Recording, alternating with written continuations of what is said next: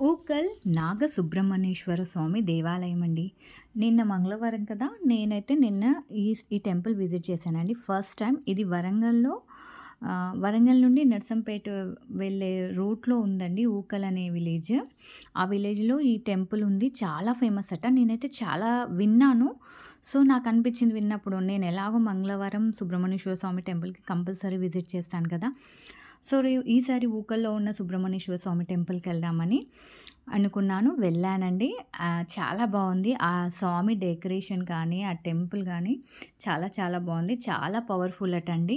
సంతానం లేని వాళ్ళకి కంపల్సరీ అక్కడ మొక్కు కడితే కంపల్సరీ సంతానం అవుతదటండి.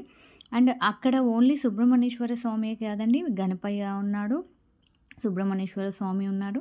అండ్ యాజ్ ఇట్ ఈజ్ ఎక్కడ సుబ్రహ్మణ్యేశ్వర స్వామి టెంపుల్ ఉన్నా కంపల్సరీ రావి చెట్టు ఉంటుంది. అక్కడ నాగపడిగలుంటాయి. సో, నేను ఎవ్రీ మంగళవారం చేసే ప్రాసెస్ నాగపడిగలకు పసుపు, కుంకుమ, బొట్లు పెట్టి పాలతో, నీళ్ళతో అభిషేకం చేశాను. అండ్ అక్కడ అదే సేమ్ చేశాను. నాకైతే చాలా బాగా అనిపించిందండి. మీరెవరైనా వరంగల్‌లో ఉంటే కంపల్సరీ విజిట్ చేయండి. చాలా బావుంది.